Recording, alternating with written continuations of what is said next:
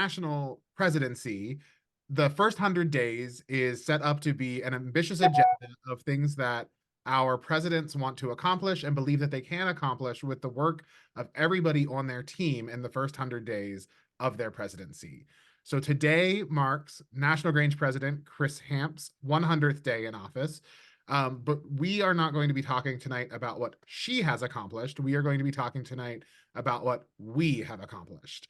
So, Chris, I'm going to toss this right over to you and let you lead tonight's discussion about the first 100 days in office, what has happened for the National Grange, and where you see us going in the next 100, 300, 500 days down the road. So, everybody, welcome National Grange President Christine Hamp. All right, thanks, Phil. Yeah, and welcome everybody. I'm excited to talk about the first 100 days. And I don't know if many of you, like me, are history buffs and loved US history.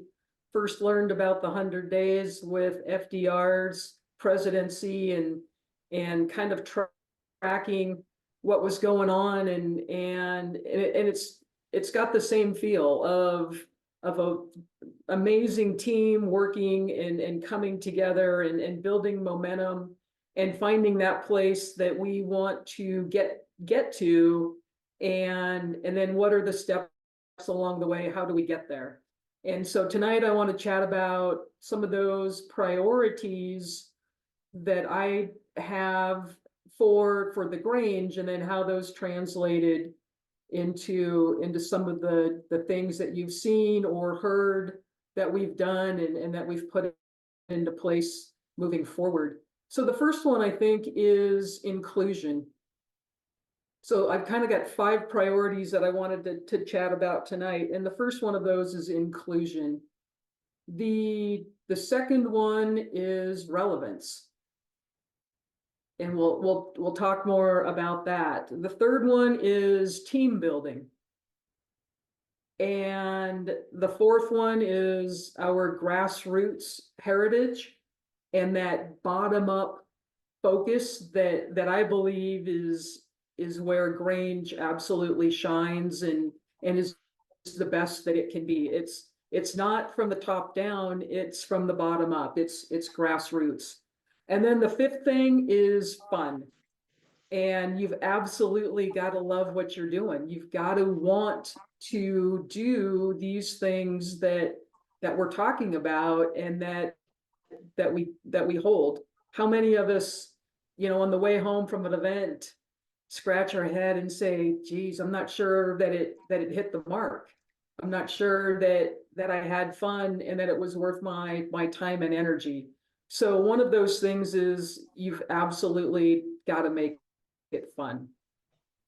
So then let me circle back around and let's chat about some of the things that you've seen and heard that we've got working out there as we get rolling into 2024. One of the concepts with inclusion and team building is I wanted to take where we've historically had one person directorships, and I wanted to create teams. And you'll hear teams in work groups over and over.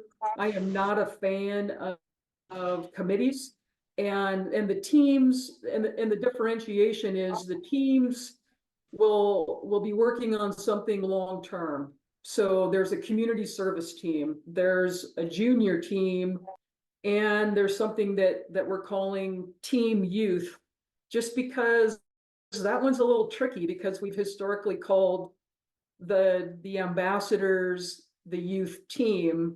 So right now I'm calling the group that's managing that team youth, and we'll get all that squared away. But those 3 are teams as well as the Hall of Fame team. So I've got a group working on the Hall of Fame and some vision for upping our Hall of Fame game, so to speak. The work groups that you've seen put together is there's one on session policy, how we deal with our Grange policy at convention and between conventions as well. There's one that we've put together called Strengthening Our States, which for short is SOS. And that work group probably has the most arduous task of all. And that group, three things. And let's just go back. I don't know how you be involved with Grange in leadership at any level where membership was not your top priority. And so for moving forward, this SOS group, work group, is tasked with making sure that every single state charter is safe. Making sure that every state Grange has a minimum of 6 robust, working, strong Granges, so that I don't have to go to bed as a state president in one of those states and worry about my charter. My charter is safe. I've got those 6 Granges.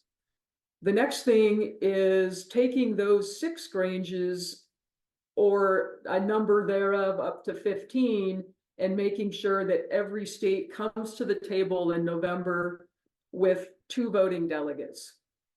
I want every state fully represented with 2 delegates. So that's the next step, and the step for this work group. The third thing is that any state that has more than 15 Granges, it's how do we keep those Granges from disappearing? How do we make sure that our Granges are strong and relevant, and that we are building Granges every single day? I want Loretta to be worn out with mailing out charter tubes out of national headquarters, right? I mean, we need those charters hanging on walls, and we need them out there, and we need every single community in this country to have a working, strong Grange. So that's the SOS group, and they're going to be working with each and every one of you that is looking to maybe get involved and find how we do that.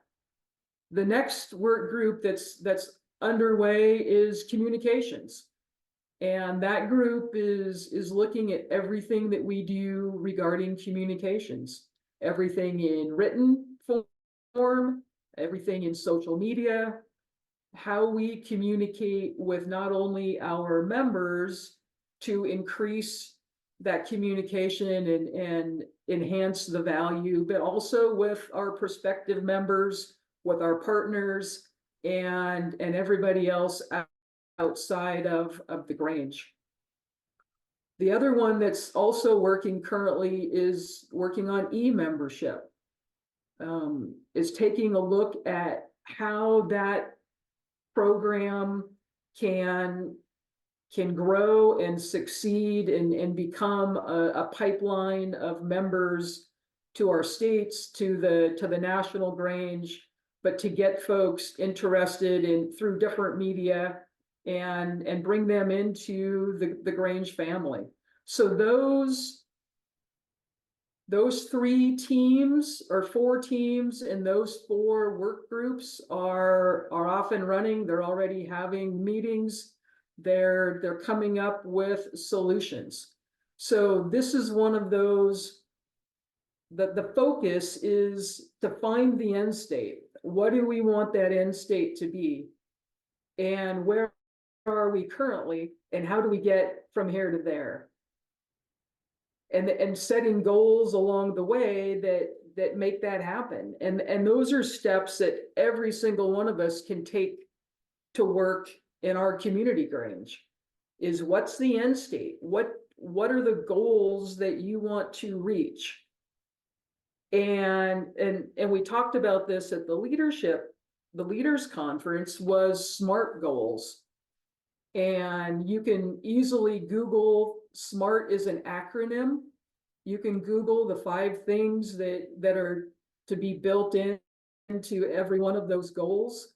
and ask your state president about SMART goals and some of the workshops that they went through in Myrtle Beach at the recently concluded Leaders Conference to see how they can teach that within the state or distribute the information to the local granges so we get the first thing going. So that's the first piece that I wanted to touch on was the work groups and the teams. I see a question about how do we find out who's on them? That information has come out through the frontline flash to the state presidents, and then also out through the PC for the rest of them. And there's a couple of them I need to get caught up on, but you'll see everybody sooner or later in the patrons chain that comes out on Fridays. So I'll take a breath there. Is there thoughts or comments about the work groups?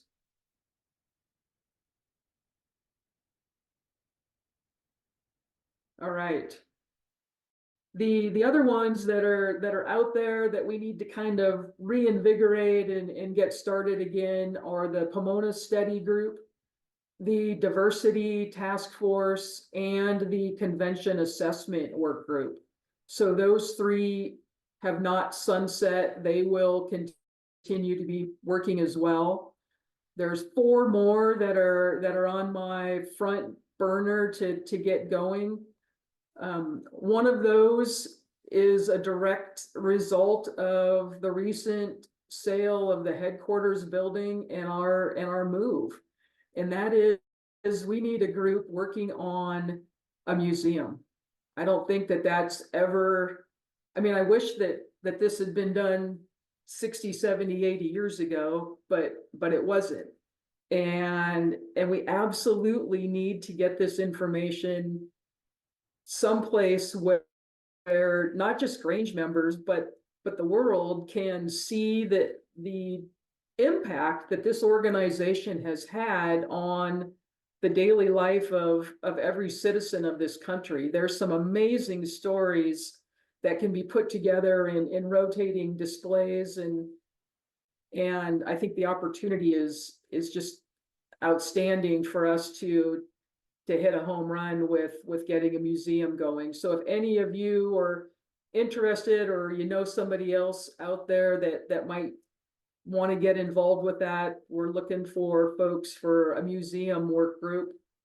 Also, we're putting one together in regard to fundraising, which obviously may tie into the museum piece. And then one on member benefits to get some ideas and what folks are looking for to assist staff with bringing those things together. My view is that all of these things, we get a way better product when there's lots of folks thinking about it, rather than just 1 or 2 heads in the game. We've got dozens and dozens and dozens of heads in the game, and the folks that are already engaged with some of these activities represent just about every single state that has a Grange in it. That's the fun part, and the fact that there hasn't been anybody that said no so far. That's the other exciting piece, is folks want to get involved. They want to be part of it. They want to, momentum is a mighty thing, and that's what we're working on doing here is building momentum. I was just chatting before we got on here about a brochure that we found at headquarters talking about the headquarters building. It had a quote in it by then National Master Ed Anderson from Nebraska. And Brother Anderson talked about coming and visiting your National Grange headquarters and meeting the 25 National Grange staff who worked there. 25. You believe that? We've got 5 today, 5 staff this president that wanders in and out on occasion. But yeah, 25 full-time staff in 1981.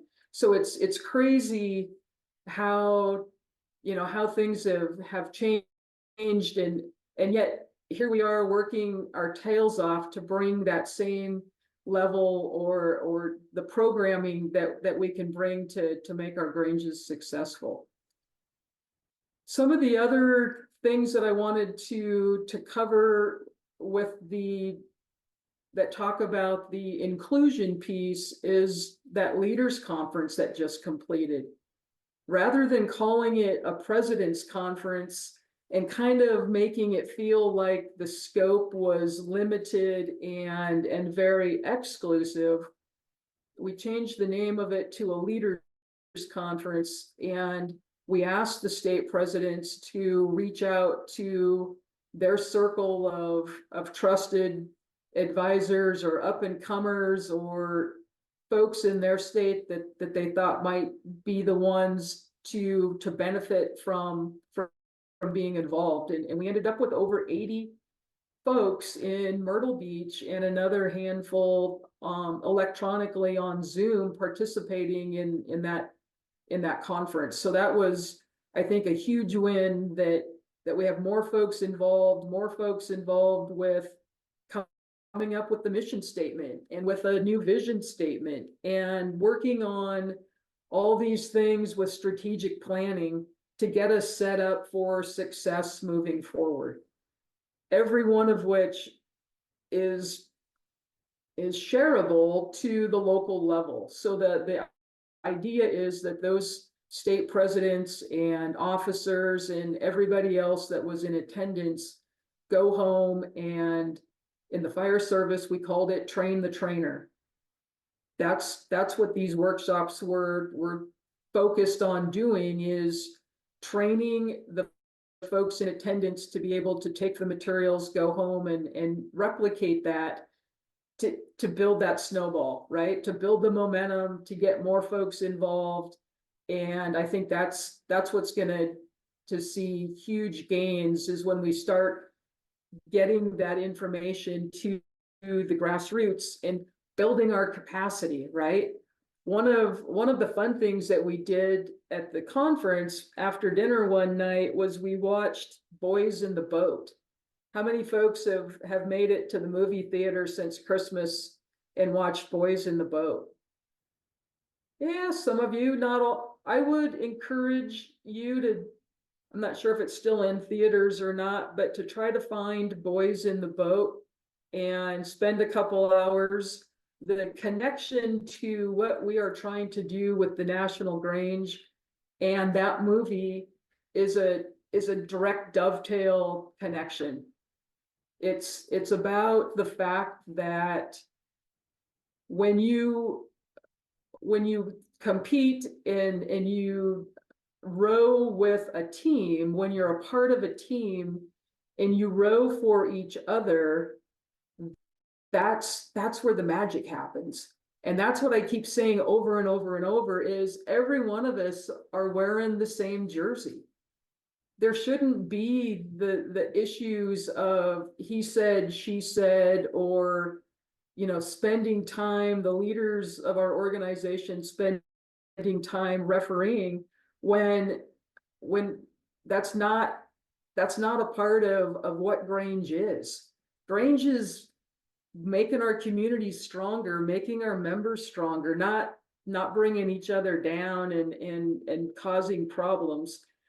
And that's one of those pieces with Boys in the Boat, is everybody's wearing the same jersey and competing together to get to that end state.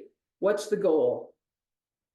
The other part that doesn't hurt to make that movie great is that Washington wins, but I'll let you figure that out too by watching it. But please take that to heart. The fact that we're wearing the same jersey, we're all on the same team, and when it comes right down to it, it's none of ours Grange. Grange is bigger and better and transcends every single one of us. We just have this short little window of time where we get to be in the boat, or we get to drive the car, or whatever analogy that you want to use. This is just that short window. But think about all the people that came ahead of us, all the folks that built these halls and built what the Grange is. Those, it's not ours to decide whether it stays or it goes. It's our responsibility to make sure that we hand it off to the next group. And that ties into the next piece of succession planning, right? Is making sure that the next group is ready to roll, is ready to take those keys, and when they get the keys, they know how to drive the car.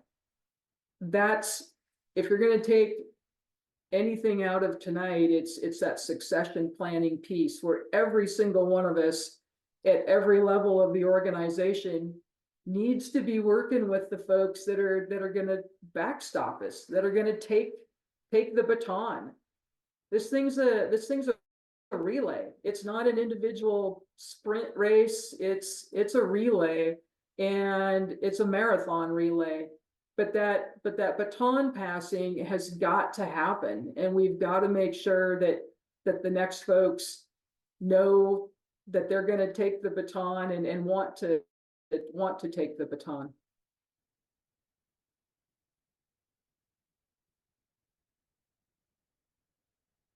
So we mentioned that there's a new mission statement. I believe it was in the PC this last week. You'll continue to see those links. The hope is that our presidents and our newsletter editors and everybody else out there that communicates with members will take it and get it into those newsletters, put it up on social media, share it by email to our members. This is the National Grange's mission statement. And that mission statement process, again, was done for the intent of not just creating one for the National Grange, but for, oh, there it is, but for making sure that we've got the process available for our local Granges and our state Granges to do the same. That is the goal, that every Grange Hall, every Grange has a mission statement. And then you know what you're doing. You're not just throwing Jello at the wall, but you know what the target is, right? You know that every single thing that the National Grange does needs to be held up to this.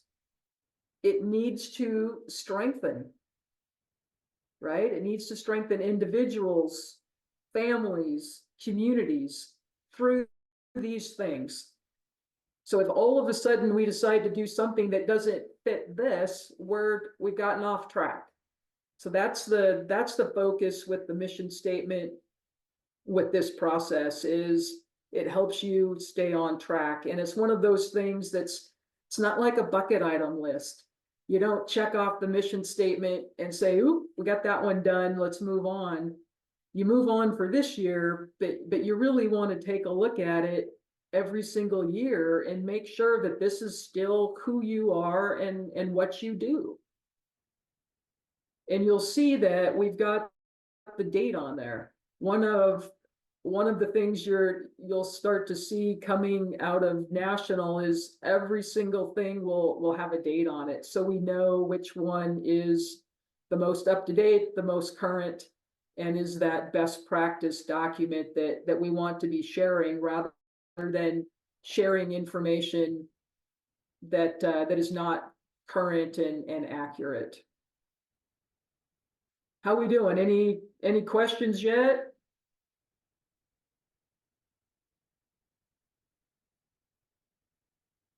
Wow, this is I thought there would be someone. So the piece, let's talk a little bit. So I do. I was having trouble finding the unmute button. How are you going to reach the Granges where the communication in those state Granges is not necessarily robust? And I think you can read between the lines of my question. Yeah, no, and I put on the my poobah hat too to change it up a little bit and to make sure we have some fun here tonight as well. I think I think Jody and everybody else, the focus is going to be to bring them along, right? Is to make it robust, is to make sure that if there's a state that needs some help, a state grange that needs some help communicating, that we figure we find that out, and then we figure out what resources we can provide and how we can get them some help. That's the goal, is to make sure that we all outrun the bear, right? I don't want to leave the slow ones behind. We're going to make sure that as a team, as Grange strong, we all outrun the bear. That's absolutely the focus on every single thing that we're doing. And that's why, this fundraising work group that's just getting started as far as pulling some names together. I'm still looking for names for that one, but that it gets going and can help find some resources that we can utilize to make that piece happen. Is that, one of the things you're going to see in November at the national convention in Bettendorf, Iowa, is a much more, you use the term robust, it's a much more robust workshop and agenda for everybody in attendance. What the convention assessment group learned from its year of work last year was the importance of taking the pyramid with the gold at the top.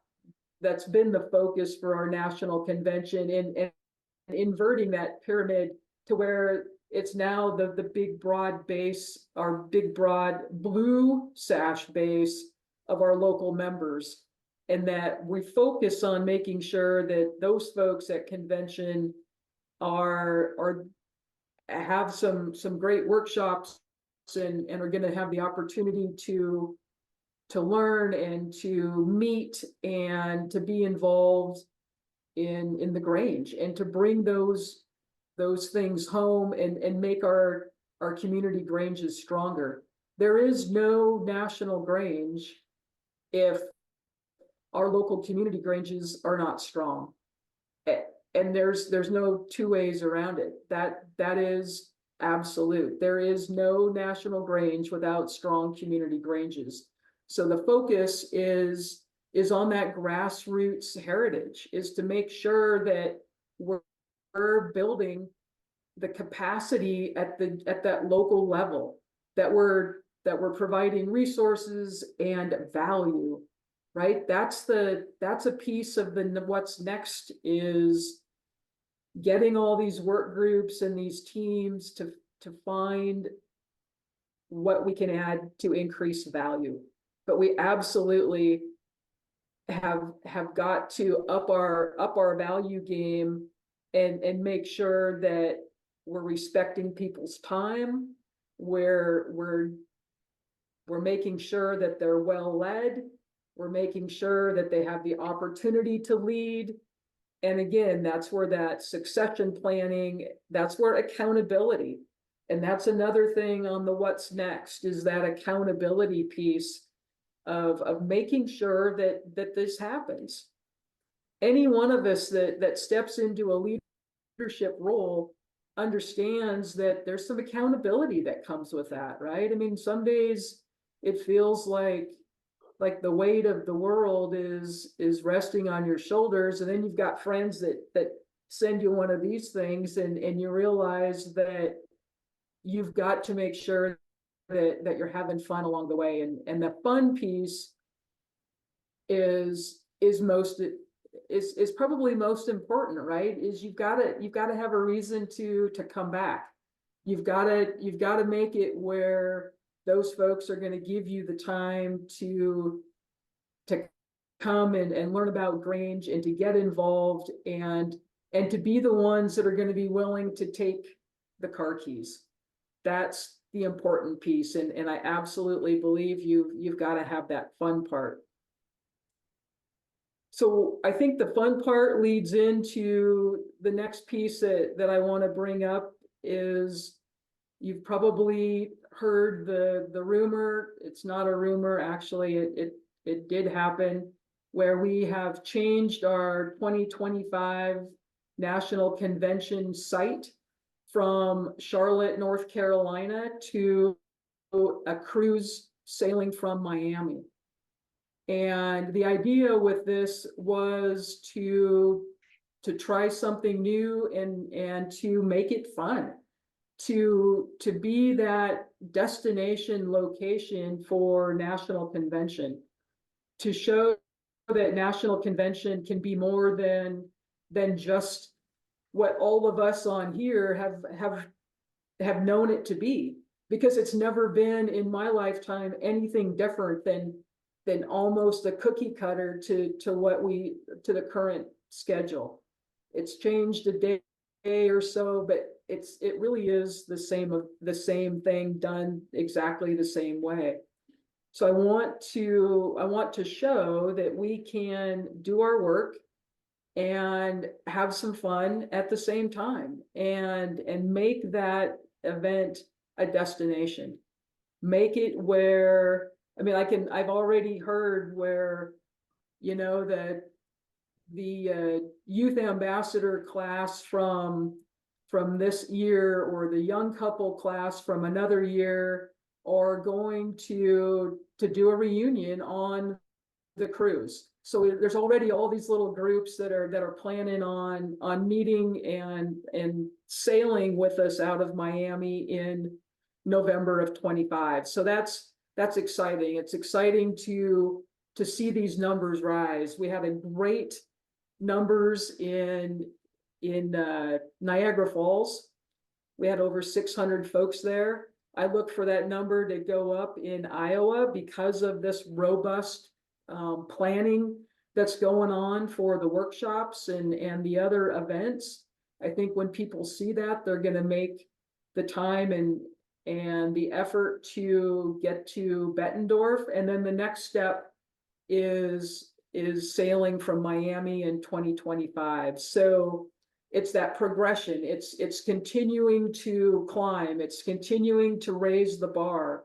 It's to make this national convention event something that's not the expense that it's been for the National Grange, but that it ends up paying for itself with increased relevance and increased participation. So that's one of the things that we'll look forward to down the road, is reimagining how we do this, how we make National Grange Convention we get done what we need to get done, and at the same time have some fun at doing it.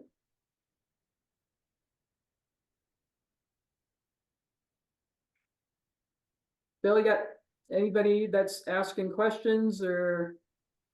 Hey, Chris, I have a Yeah. question for you. So I guess just kind of update all of us. How long was the building sale discussion happening with the buyer? And are there any plans for future headquarters? Like, give us some insight on all of that. Sure, absolutely. So the building sale, I mean, as you know, the delegates voted at the November 2021 convention to sell the building. The executive committee had worked hard to do that. And then on the 13th of December, I mean, the 13th of December, we received a letter of intent from a potential buyer, and 56 days later, we closed on the building. So short time frame. It's absolutely absolutely been crazy to keep up with the demands of the legal aspect of it, of the financial aspect of it. Have learned a ton of stuff about selling commercial property in a time when commercial property like ours, this is not the best time to sell. I'm not sure, and there's a couple members of the executive committee on tonight. I'm not sure we could have picked a worse time to try to sell a building, right? Coming off the heels of COVID, when all of these organizations and associations and businesses and government departments found out that their employees could work from somewhere other than an office. So there's a tremendous glut in office space, like there is in most major cities across America.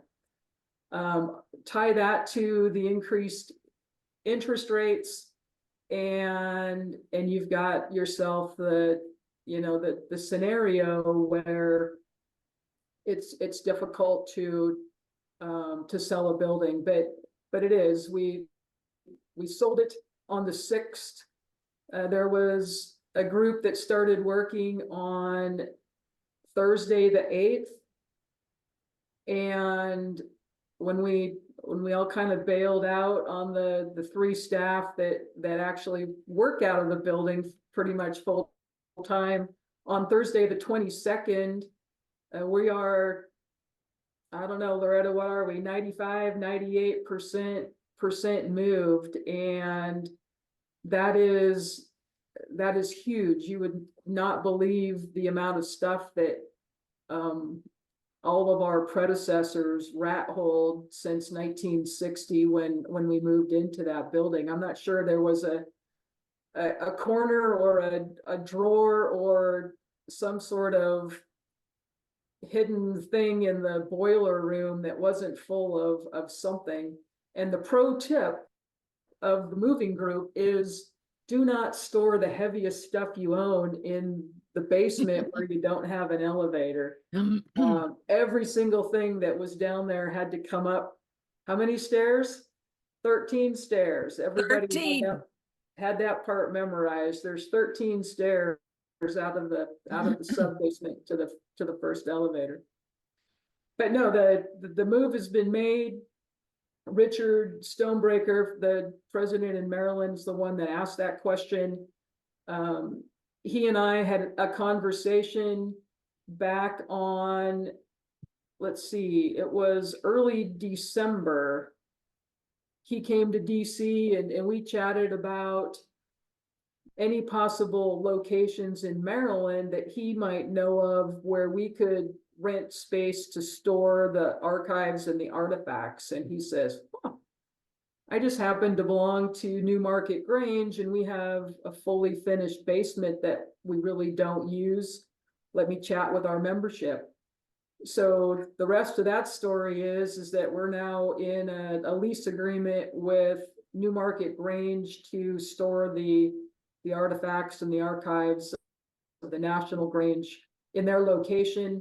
It's a beautiful finished hall with great lighting, plenty of space. We were able to take a couple of extra desks and some chairs so that if folks need to go and do some research or do some sorting, there's a place to be able to do that and to move around. And we literally can see every single box. So if we had done this in a storage unit, it would be packed. I mean, you've all owned those, right? You've all seen those storage units, or maybe you just look out in your garage and you've got the same thing, but stuff stacked to the rafters and you're not sure what's a row or two behind. We don't have that situation. So much thanks to Newmarket for their support. Yeah, Lynette just dropped a note in about recycled paper that we took just about right around in the neighborhood of 6,000 pounds of paper to a local recycler that we were able to drop off for free rather than having to pay DC garbage rates to get rid of it. And you're like, what on earth? Well, there's a lot of those documents that the retention schedule had ended and we were able to get rid of it, or the fact that we had 5 or 6 or 10 of every JOP, and now we have one. So the JOPs are also all saved digitally, but we also just have one hard copy. So we were able to, to kind of consolidate a lot of that down to really what we need and no excess. So the moving process, I can't thank that group enough. Besides the things being stored at Newmarket, Pennsylvania, Wayne and Debbie came down and took a couple of truckloads up of some excess furniture that they're going to work on selling for us. So, I mean, the whole thing just came together beautifully. It didn't hurt, I kind of feel bad for the Maryland folks, but it didn't hurt that their team didn't play in the Super Bowl. I had some worker bees that weekend that otherwise probably would have been doing a Super Bowl party, but no, it's good. If you're new to the discussion, the National Grange owned an 11-story building, and we'd always had the top 2 floors that we occupied, the 10th and the 11th. And then a handful of years ago, we consolidated up to the 11th floor, the top floor. What we just did was we moved everything down to the 2nd floor for our offices. And then we have one unit on the 1st floor. That's our mail room and our store and our work room. And then that cleaned out everything on the basement level and then the sub basement level. So there's 11 stories ground up, and then there's 2 more underground, the basement and the sub basement. So we are 100% out of those 3 levels, and now we've got cozy little offices that are perfectly functioning, and everything is set up except for the phones. So you might have seen me use the term grace and mercy. Give us a little bit more grace and mercy with your phone calls, and the best way to communicate with us is to send an email. If you don't know who to send it to, is it info or information? Is it info? Somebody help me. Believe both work. They do. So It's what? either works. info@nationalgrange.org or information@nationalgrange.org. Yeah, that's the best right now, until the phones haven't gotten switched over, and we had to run new lines and get them moved down to that 2nd floor. So give us a little bit more time to get that situated, and actually, like I said, the best way is to send an email, and then you'll catch us. Any other questions about the moving or the sale? If there's something I haven't mentioned, it's not because I'm trying to do secret squirrel with it. It's just because I haven't said it. So let me know if you've got a question. Ooh, that's hot. It's hot. When officially will National Grange be out of the new building? Will be out of the old building? Garrett, good question. And that was the second part of Richard's as well. And I forgot that piece. I probably would be kicked off the debate club for missing part of the question. We don't know. That's the thing that this executive committee is working on right now. There was not a break. I mean, there's never been a break from thinking about that next step. The purchase and sale agreement gives us 30 days to move, starting on the 7th of February. So 30 days, so that's that first week of March, we have to be moved out.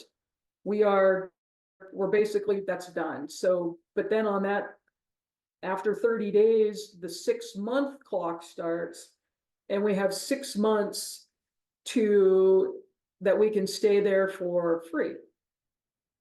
What we've got to decide is with the new reality and what the budget looks like, what our expenses are for a month, what we can afford, what we want to pay, and then where that might be. I don't have an answer. I don't think the executive committee, I don't think anybody would say that they know exactly how that's going to work and where we're going to be, but we do know we have a little bit of time, and then we're obviously working hard at figuring out what that next thing looks like. It's not tricky, but the part to be cognizant of is we're talking about steps and actions that affect our employees, especially 3 employees that go to work at 1616 H Street. And so obviously we need to make sure that every single thing is considered and thought about, and we're doing that. We're touching base with all sorts of different places and folks, and as far as where that might work. But I want to just say that one of those concerns is to make sure that we keep staff in mind, and knowing that it's tremendously stressful to work for an employer that is talking about moving someplace and not knowing how that's going to work and where that's going. So that is top on my to-do list, is to make sure that we do not add undue stress to our staff that makes this work. Right? We've talked about this all night, that this team approach, this team does not go anywhere without staff's involvement and assistance and expertise in making it happen.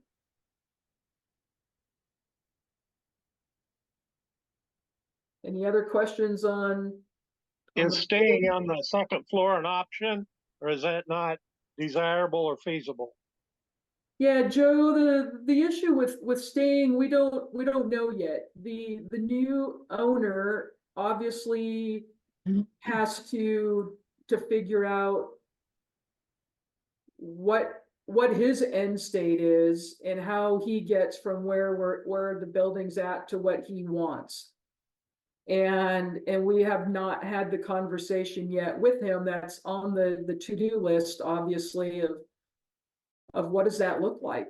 Are they going to want tenants after that part where they get the permits? What are they going to get permits to do? And I mean, the 6-month period is kind of a pretty standard thing, I believe, because of the time it takes to get permits. So they're having to wait anyway. But yeah, we don't know. We don't know what if they renovate, if going back in after the renovation is an option. Who knows what that price tag may have in it, or be as compared to what we're seeing today with that building. So yeah, lots of factors that the executive committee has a list of those things that need to be thought about and looked at, and if anybody's got an idea or something, don't hesitate to shoot me an email. This is so the first thing is, this is not the National President's building. This is not the National Executive Committee building. This is not staff's building. This is all of our building. And like many of you, I can remember in the early 70s collecting pennies and bringing them to my local Junior Grange meeting because they were collecting money to pay off the mortgage of the National Grange building, right? So I know that there's a lot of us that this is our building. This is everybody's building. And so I want to make sure that we are responsive to what, if you've got ideas and suggestions, we'd love to hear them. what will be happening, and I don't know if you've already answered this, but with the Grange symbol, once it's finalized and the building is sold, do we know, is that staying on the outside of the building? Or will there be a plaque or some sort about talking about the building? Because that was our building. Yeah, that is the National Grange building, and as far as we understand, that plaque and all the plaques on the exterior of the building remain with the building. We can't take them and take them with us, and nobody else can take them off either. That's a part of the building. So a full remodel of that building, it'll still be the National Grange building, and they can't, like I said, as far as I understand, they can't take it to the ground. It would just be an interior gut to redo wiring and piping, and at that point they'd add a sprinkler system and change the chiller system and the boiler system to a modern HVAC all in one. So lots of things that I'm sure that the new buyer is looking at, but no, those will remain on the exterior of the building.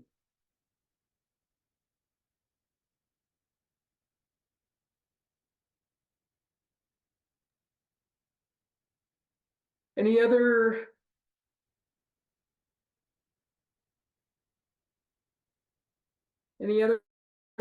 other questions about the building or the next home discussion? Well, I just want to say that with the question, that previous question and your answer, I mean, people have to realize it's not our building anymore. So if that Grange emblem does get removed, it gets removed. It's not our building. We don't own it. We gave up the right to have our name on that building when we signed the sale agreement and accepted the payment for that building. I mean, if people were worried about us not having an identity, we shouldn't have sold the building. Right. Yep. That's true as well. Yeah. From what we understand, that it's going to stay. Earlier in some conversations, we'd even asked about taking the front doors off, and those front doors were a gift to the Grange. And I thought it'd be cool to have them as the entry to a conference room or something someday, but or part of the museum, an interior door at the museum or something. So, those things are not able to be part of or weren't part of the purchase and sale agreement. But that doesn't mean that we can't share those wants with the new owner and see if at some point they do something that we can't get our hands on those items.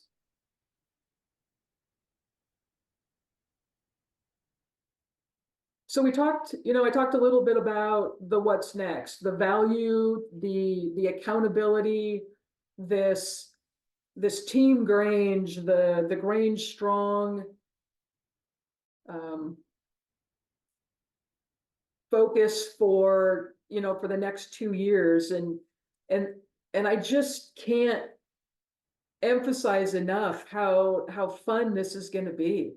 How fun building the momentum and watching our local Granges with that increased capacity from doing these things.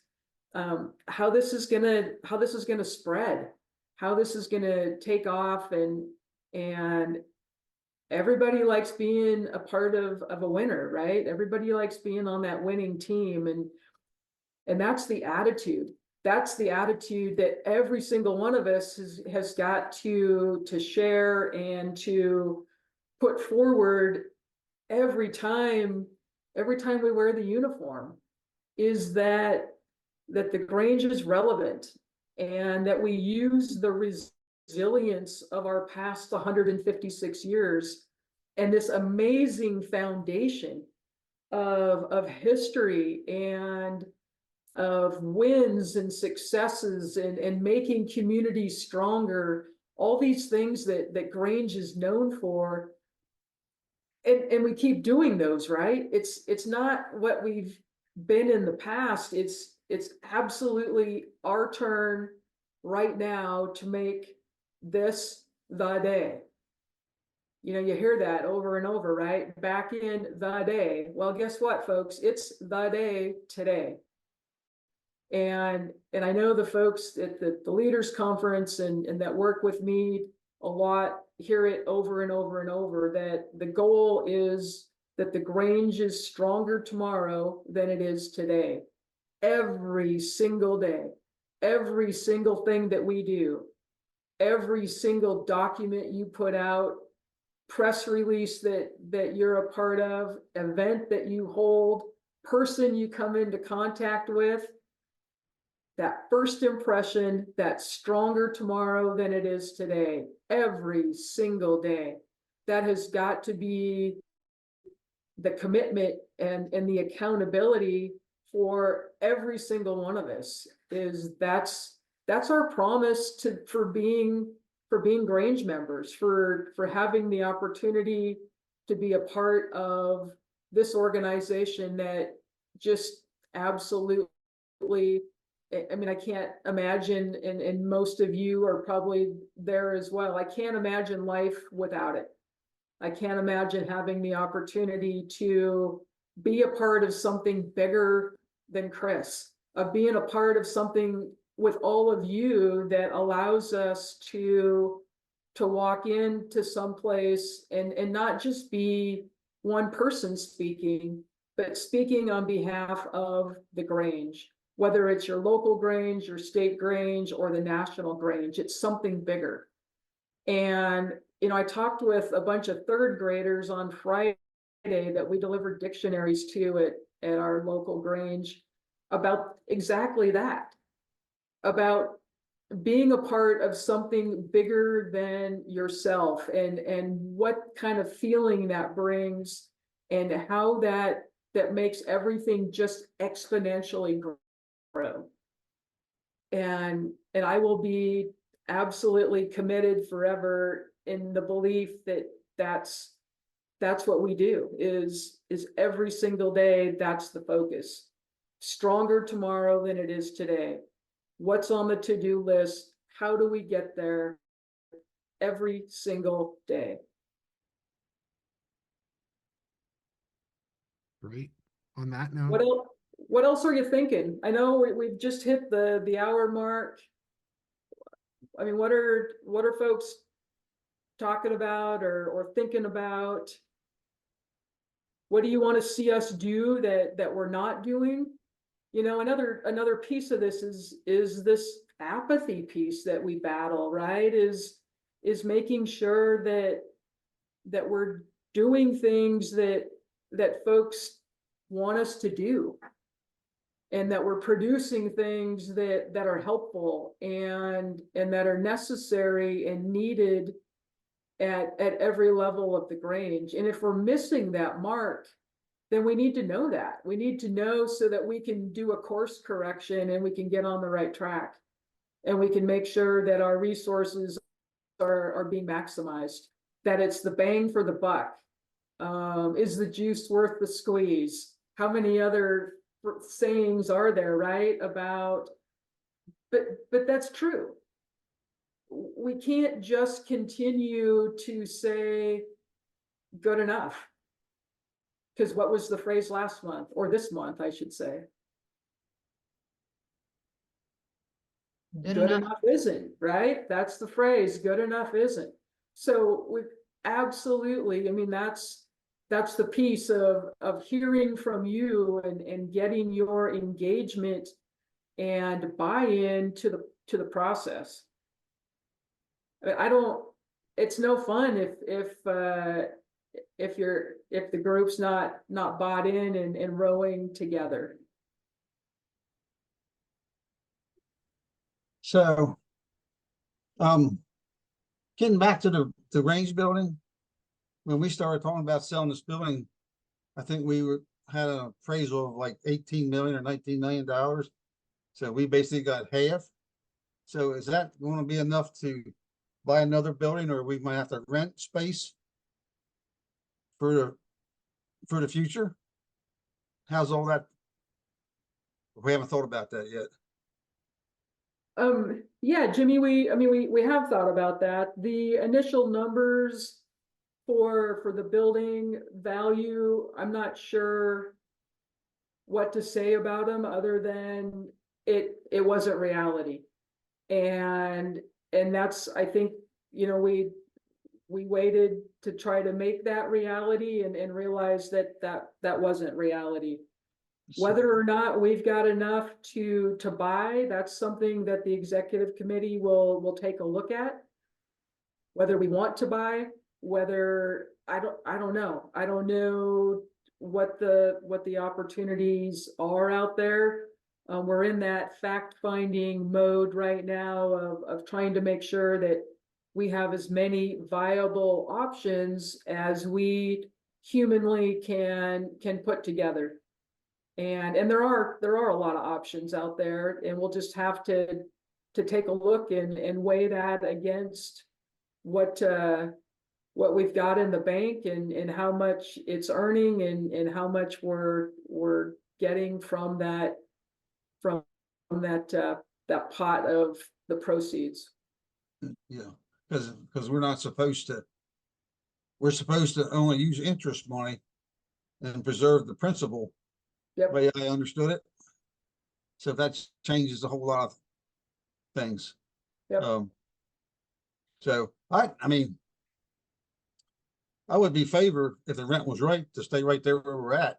If we had a rent space there, if we had a rent space somewhere, we are right there in that locale where we really need to be, for Burton to do his work and the such. So if that's an option, and we should consider that, I think. But anyway, that's my thoughts on it. Yep, no, thank you. And yeah, be assured that is definitely an option. There will be many options, but that is definitely one of them. Okay, number 2 question. So at Convention 25, when we're on a boat, we're going to do the 7th degree. And so if somebody wants to do 7th degree, they need to be on that cruise from the beginning. Yeah. Absolutely. No. Absolutely. Come for the cruise and take the first 7th degree done on international waters, right? Yep. Yeah. So, and that's the hardest part, Jimmy. Thanks for bringing this up. Is when we think ahead and everybody I know has 1,001 questions about how is this going to work. It's going to work when we are willing to, look at finding the solutions and making it work. It's going to be a different schedule. It's going to feel a little bit different. It's going to look a little bit different, but the 7th degree is going to happen on a floor that we can do on this cruise, just like we'll do it in Bettendorf in November. So, but yes, the one piece that we can't change or make modifications to is the ship leaves on Saturday the 8th and it returns on Sunday the 16th. And you're either on it or you're not on it. There's no coming and going. So all the kids are going to have to be on there from the get-go too. So. Yep, and a lot of discussions with a lot of folks that have kids involved is that this is not a problem. No, that's good.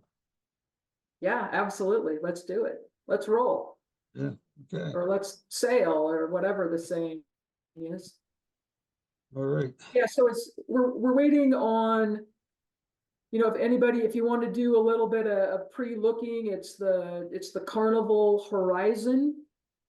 And if you want to look at the plans for the ship or take some virtual tours, you can find YouTube videos of the ship.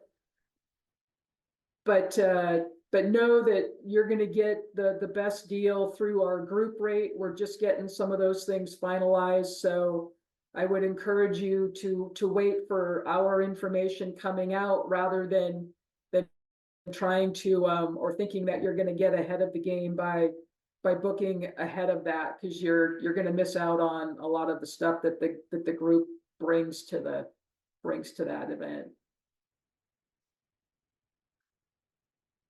What else? Rob? Chris, I have to say, I'm glad after as many years as I've been in the Grange, which is more than some and less than others, just to see things done with new ideas, trying different new things instead of doing it the way it's always been done before. I mean, personally, I've never been on a cruise, and I never thought I wanted to go on one. But with this being that it's a purposeful cruise, I tell you, I'm excited. Because I'm also going to get to see some Caribbean islands and stuff like that, and that's something I've never seen, so it'd be a new experience. But just as far as the Grange goes, just trying different things and seeing what works. I think you really have some great ideas, and I think this is the way we need to go. No, I appreciate that, and I don't, I started off the leader's intent in Myrtle Beach with the same saying, is I don't know how to do it any different than this. I want to get as many of you involved as I can. That the National Grange absolutely needs members that are engaged and want to ensure that this organization is strong and vibrant and relevant moving forward. And I just know that you can't continue to do something the same way and expect a different result. I mean, you can read about that a lot, and so it's also not just throwing Jello at the wall. That every single one of these changes, if you want to call them changes, or a new way of looking at it or doing it, is there's a purpose to it. There's an intention. It's purposeful for an end state that we're trying to reach, and that's the piece where I think it takes a little bit to get everybody on board with that, and we'll do that by just over and over and over and proving that's where we're headed. We're headed to make every single Grange member's experience more valuable, and every single Grange stronger tomorrow than we are today. So I don't know, Phil's given me the sign that I'm done, that this hour thing, is that like some Facebook rule that we got to bail off in an hour, or? No, it's because we always did it that way. No, but people are starting to sign off, so we're losing people's interest, Chris. So Oh, okay. Okay. Well, then, I guess somebody new. I don't know. It looks like Kelly just showed up. there It any saved other- me from, plus I realize it's only 6 o'clock in the West, but it is after 9 o'clock here in the East. So I got you. it saved me from saying you were starting to get boring, Chris. no, So I would never say that. Chris is one of the I most said- engaging speakers. I could watch Chris talk for hours. So who else? Anybody else? There's some of you on. I'm thrilled tonight. There's some folks on that I don't recognize the names, so I think that's a great sign. I hope that we've met your expectations this evening. Oh. Wayne, is that- I'd like to say thank you, Chris, for doing. Yes, yes. I think it was a great presentation. You touched on a lot of things, and Debbie don't even know this yet, but I'm having second thoughts. I might even agree to go on the cruise, and believe me, I am dead set against going on any cruise. But after thinking about it since the leadership conference, I'm thinking about it. I like was said before. It's cruise with a purpose, and I might go. No, absolutely. This did not happen until we were 1000% sure that were going to be able to do what we need to do. And once those assurances had been made, then it was it's a let's go. And you'll see the numbers and things they pencil out to where if you're going to spend that many days somewhere, this you can't do it for a better deal than the cruise versus Charlotte, North Carolina, or probably pretty much anywhere else. But we'll get that all spelled out. We're working on FAQs, so the frequently asked questions. We're making sure that everything's lined up and ready to go. And when we hit the button and send that out, that you've got absolutely everything you need to see how it's going to work and make it happen.